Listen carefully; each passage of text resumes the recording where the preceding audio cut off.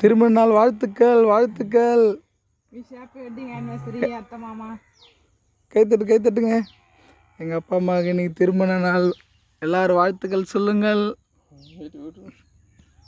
இப்போது எங்கள் அம்மா இங்கே பாருமா நான் ஓட்டிக்கிட்டு 2 பேர் இங்கே பார்த்தா தான் 2 பேர் வாழையடி வாழையாக வர வேண்டும் என்று வாழை மரத்தாண்டை கேக் வெட்டுகிறோம்.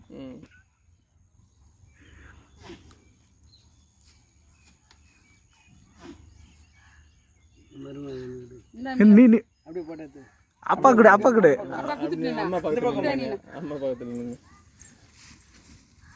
பாரு